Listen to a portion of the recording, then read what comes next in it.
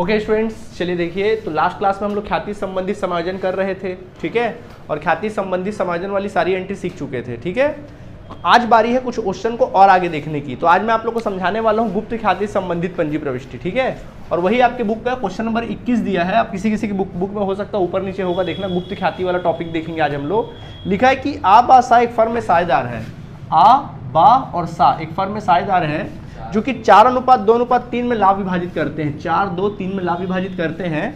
आगे कहता है कि बा फर्म से अवकाश ग्रहण करता है। बा फर्म से क्या करता है? अवकाश ग्रहण करता है, ठीक है।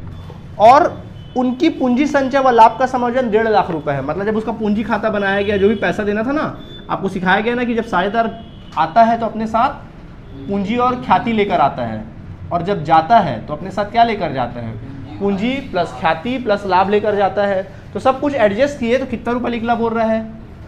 1,50,000 रुपये निकला उसके हिस्से में देने का। मतलब उसको कितना भुगतान करना था? 1.5 लाख। आगे लिखता है आ और सा आपसी सहमति से दावे राशि का भुगतान 180 किया गया, जबकि मतलब देखो उसका हिस्सा बन कितना रहा था? 1.5 लाख। 1,50,000 बन रहा था। कितना बन रहा था? 1,50,000। बट आ और सा ने आपसी सहमति किया और उसको बोला कि ठीक है भाई, तेरे को हम कितना देंगे, भुगतान कितना करेंगे? 1,80,000 भुगतान करेंगे। देखो यार, बनता कितना उसको भुगतान करने को, लेकिन दे कितना रहे हैं? 180। कितना ज़्यादा दे रहे हैं? तो कॉमन सेंस की बात है, जो तुम एक्स्ट्रा दे रहे हो 30,000 ख्याति रहा होगा। क्या रहा होगा?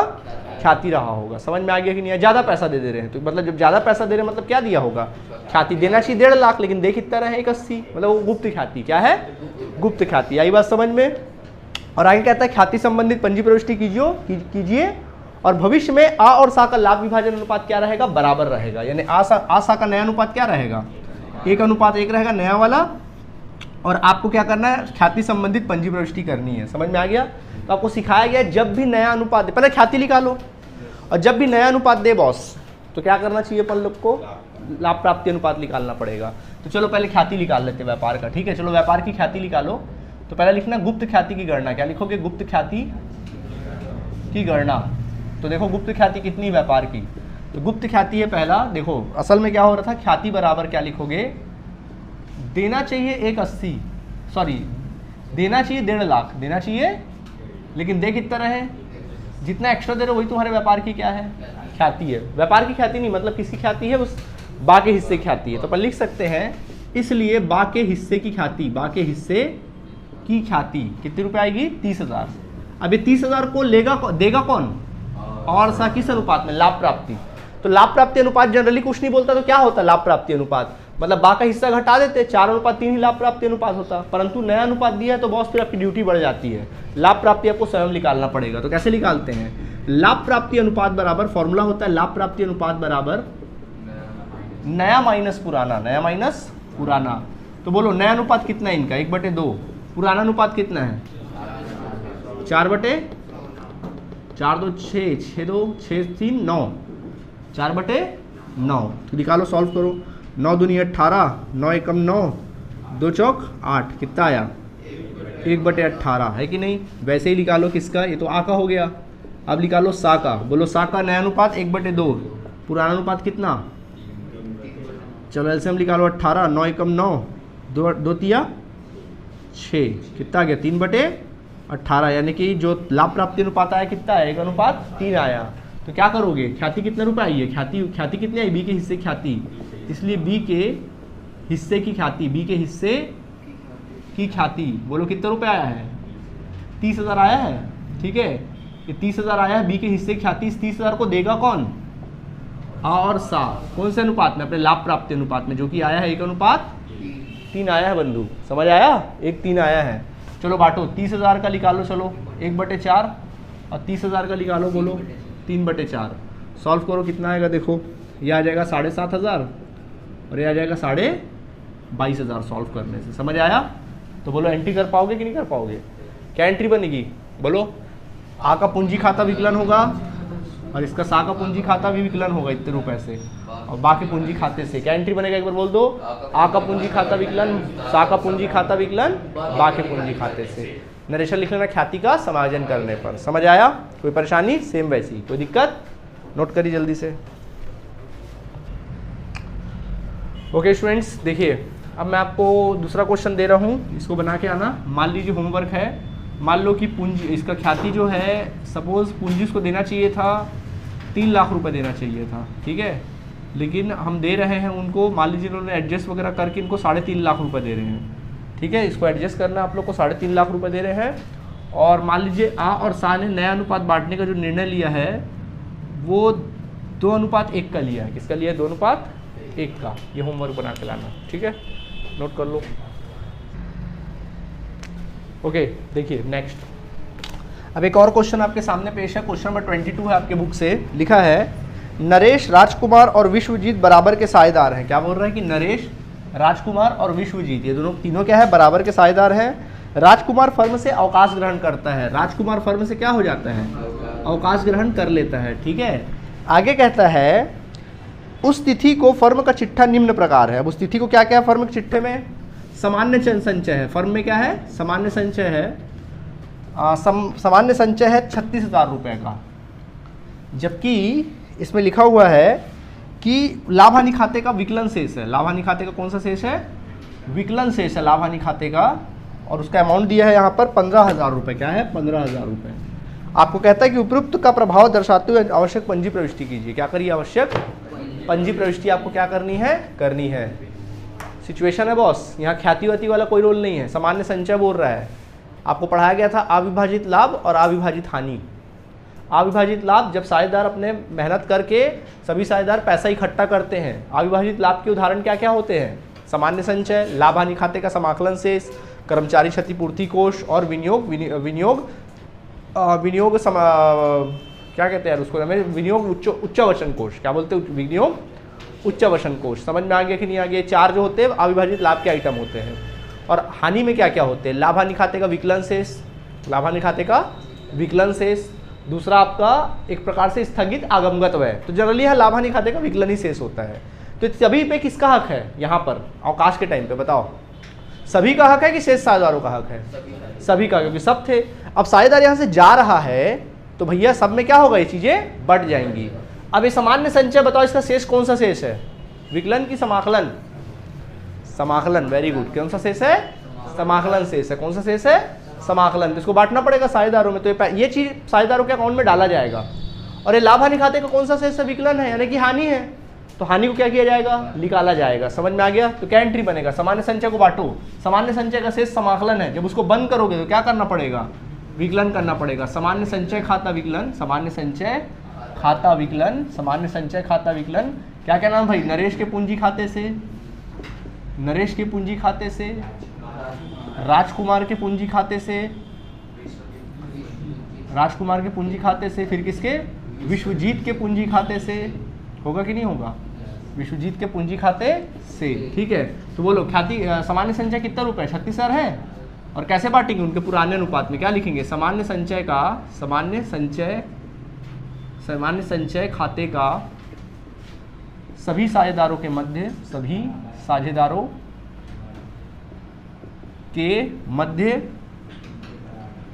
उनके पुराने अनुपात विभाजन, उनके पुराने अनुपात में विभाजन, जो कि पुराना अनुपात कितना रहा बोला है? बराबर के साझेदार है। चलो 36,000 को बराबर बराबर बांटोगे कितना आएगा? 12,000, 12,000 और कितना आ जाएगा? 12,000। समझ आया कि नहीं आया? ठीक इसी प्रकार लाभ हानि खाता है। बोलो इसका शेष कौन सा शेष है? जब बंद करोगे क्या करोगे? एंट्री बोल दो। हाँ, नरेश का पूंजी खाता विकलन, नरेश का पूंजी खाता विकलन। फिर उसके बाद राजकुमार का पूंजी खाता विकलन, राजकुमार का पूंजी खाता विकलन। फिर किसका? विश्वजीत का पूंजी खाता विकलन, विश्वजीत का पूंजी खाता विकलन। किससे? लाभ हानि खाते से। कौन से खाते से भैया? लाभ हानि खाते से, ठीक है। कितना रुपए लाभ हानि खाते से? 15,000। बराबर में बांटेंगे कितना? 5,000, 5,000 और फिर कितना? 5,000। नरेशन लिखना सभी साझेदारों के मध्य, सॉरी ऐसा लिखना, लाभ हानि खाते का, लाभ हानि खाते के विकलन शेष का, विकलन शेष का साझेदारों, सभी साझेदारों में उनके पुराने अनुपात में विभाजन, पुराने अनुपात में विभाजन, पुराने अनुपात में विभाजन करने पर। आई बात समझ? ओके स्टूडेंट्स, चलिए देखिए अब हम बात करने वाले हैं पुनर्मूल्यांकन खाते की। किसकी बात करेंगे? पुनर्मूल्यांकन खाते की बात करेंगे। ठीक है, पुनर्मूल्यांकन खाता हम देखेंगे क्या होता है पुनर्मूल्यांकन खाता। देखिए क्या होता है, जब कभी कोई साझेदार फर्म से जाता है, अगर कोई एक साझेदार फर्म से क्या होगा, जाएगा, अगर फर्म से मान लीजिए सी नाम का साझेदार अवकाश ग्रहण करता है, तो भाई जब जा रहा है तो अपने साथ क्या लेकर जाएगा, लाभ में हिस्सा लेकर जाएगा। तो लाभ में एक हिस्से का सबसे महत्वपूर्ण पहलू होता है, वो होता है पुनर्मूल्यांकन। जब कोई साझेदार फर्म से जाता है तो हम क्या करते हैं, पूरे फर्म का पुनर्मूल्यांकन करते हैं। क्या करते हैं?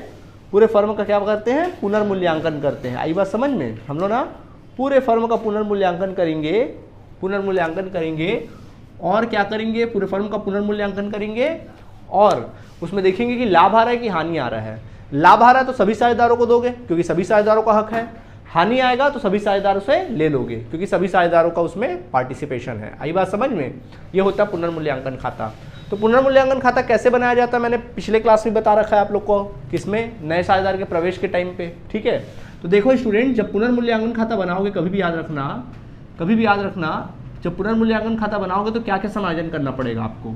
तो कभी भी याद रखना, जब पुनर्मूल्यांकन खाता बनाओगे कोई भी अच्छी खबर मिलेगी, मतलब अगर आपको व्यापार का पुनर्मूल्यांकन में लाभ होगा, अगर आपको क्या हो रहा होगा, लाभ हो रहा होगा, तो हमेशा याद रखना वहां पर आपका जो पुनर्मूल्यांकन खाता है वो हमेशा समाकलन होगा और सामने वाले को विकलन कर दोगे। क्या बोल रहा हूं, अगर आपके वर्म का पुनर्मूल्यांकन मतलब पुनर्मूल्यांकन में अगर आपको लाभ होगा तो पुनर्मूल्यांकन को क्या करोगे, समाकलन करोगे, सामने वाले को विकलन करोगे जर्नल एंट्री में। समझ आया कि नहीं आया? और मान लीजिए अगर पुनर्मूल्यांकन में हानि हो रही होगी, क्या हो रही होगी, हानि, तो हमेशा याद रखना पुनर्मूल्यांकन में अगर हानि हो रही होगी तो पुनर्मूल्यांकन खाते को हमेशा आपको क्या करने का है, विकलन करने का है। हमेशा क्या करने का है, विकलन करने का है। आया बात समझ में? लाभ होगा तो समाकलन करना, हानि होगी तो विकलन करना। ठीक है, अब देखो मैं इस बात को समझाता हूं तुम लोगों को। ठीक है, देखो समझना, ये हो गया पुनर्मूल्यांकन। तो देखो अब आप बोलोगे सर वो कौन सी परिस्थितियां जब हमको पुनर्मूल्यांकन में लाभ होगा। जैसे पहला, जैसे संपत्ति के मूल्य में वृद्धि। अगर आपके संपत्ति के मूल्य में वृद्धि होती है, ये अच्छी बात है कि बुरी बात है? अच्छी बात है सर। अगर संपत्ति के मूल्य में वृद्धि हुई, जैसे आपके पास बिल्डिंग पहले 10 लाख का था, आज बिल्डिंग 12 लाख का है, बढ़ गया ना बिल्डिंग की वैल्यू। अच्छी बात है बुरी बात है? कितने की अच्छी बात है?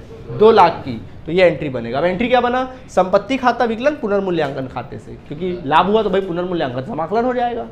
और आपको लाभ कब होता है, जब आपको मैं बोलूं दायित्वों में कमी। क्या बोल रहा हूं, दायित्वों के मूल्य में कमी। अगर आपके व्यापार के दायित्वों के मूल्य में पहले की अपेक्षा अगर कमी आती है तो अच्छी बात है बुरी बात है? सर बहुत अच्छी बात है।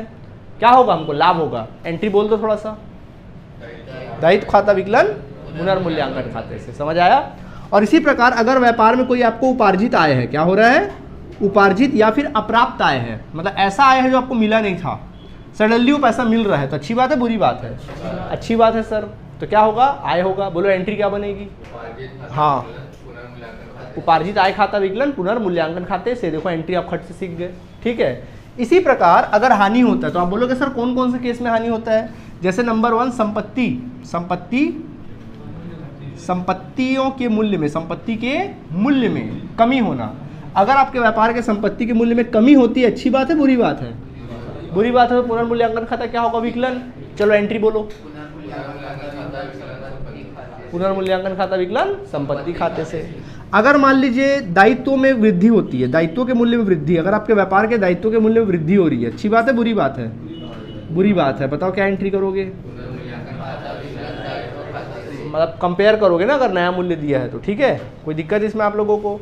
और अगर मान लीजिए किसी प्रकार का अदत्त व्यय है, क्या है, अदत्त व्यय का मतलब क्या होता है, ऐसा व्यय जो देना बाकी है, अभी तक दिए नहीं थे, सडनली प्रकट हो गया भैया कोई व्यय देना है, अच्छी बात है बुरी बात है?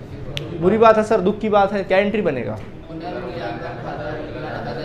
समझ में आ गया? ऐसे पंजी प्रविष्टि कर लोगे। समझ में आ गया कि नहीं आ गया? ठीक है, अब क्या करोगे, आप लोगों ने देखा कि आप जब एंट्री करे होगे तो कई जगह क्या हुआ होगा, आपका जो पुनर्मूल्यांकन खाता है ना, बहुत सारी एंट्रियोज में पुनर्मूल्यांकन खाता कई कई जगह पे समाकलन हुआ होगा, है कि नहीं? और कई कई जगह पे क्या हुआ होगा, विकलन। जहाँ जहाँ समाकलन हुआ सबको क्या कर लेना, जोड़ लेना। और जहाँ जहाँ विकलन हुआ उसको भी क्या कर देना, जोड़ लेना। ठीक है, क्या करना, समाकलन में से विकलन वाले अमाउंट को घटा देना। समझ गए? अगर आंसर पॉजिटिव आता है, प्लस में आता है, अगर आंसर क्या आता है, प्लस में आ जाता है, समझ जाना आपको इस व्यापार में क्या हो गया है, पुनर्मूल्यांकन में लाभ हो गया है। क्या हो गया है, लाभ हो गया है। समझ में आ गया, क्या हो गया आपके व्यापार में, पुनर्मूल्यांकन में लाभ हुआ है। और अगर आपका आंसर बॉस नेगेटिव में आता है, माइनस के फॉर्म में आता है, तो मतलब आपको पुनर्मूल्यांकन में क्या हो गई है, हानि हो गई है। अब अगर लाभ हुआ है तो लाभ को साझेदारों के अकाउंट में डालना चाहिए कि निकालना चाहिए, डालना चाहिए। तो एंट्री होगी ऐसे केस में पुनर्मूल्यांकन खाता विकलन, पुनर्मूल्यांकन खाता विकलन, पुनर्मूल्यांकन खाता विकलन सभी साझेदार, शेष क्यों भाई, सभी साझेदारों का हक है ना, क्योंकि जो अवकाश ग्रहण कर रहा वो भी तो था फर्म में, तो सभी साझेदारों के पूंजी खाते से क्या लिखेंगे, सभी साझेदारों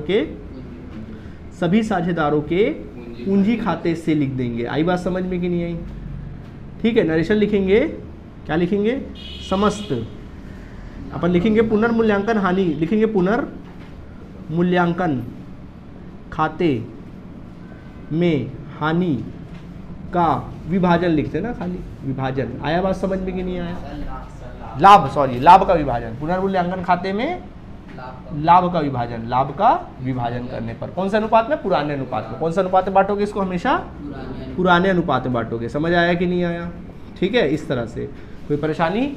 और अगर आपके व्यापार को हानि होती है बॉस, तो क्या करोगे, बोलो बोलो बोलो, सभी साझेदारों का, हानि को विकलन शेष होगा ना, तो सभी साझेदारों का पूंजी खाता विकलन, पूंजी खाता विकलन किससे, हाँ पुनर्मूल्यांकन खाते से। किससे भैया, पुनर्मूल्यांकन खाते से। इस तरह से आप लोग कर लोगे। आई बात समझ में कि नहीं आई, ठीक है। नरेशन क्या लिखोगे, पुनर्मूल्यांकन में हानि का विभाजन, ठीक है। कौन से अनुपात में, पुराने अनुपात में। समझ आया कि नहीं आया, इस तरह से। कोई दिक्कत, कोई परेशानी नहीं है, कोई दिक्कत, ऐसी एंट्री करनी है। चलो इससे संबंधित क्वेश्चन मैं कल के क्लास में बता दूंगा, ठीक है। फिलहाल इसको एंट्री को याद करके आओगे। अगर लाभ होगा तो पुनर्मूल्यांकन खाता, और अगर हानि होगी तो, और सामने वाले को एंट्री कर दें। देखो एंट्री फट से सीख गए आप लोग, ठीक है। चलिए क्वेश्चन कल करेंगे, इसको याद करके आना, समझ गए। चलिए थैंक यू।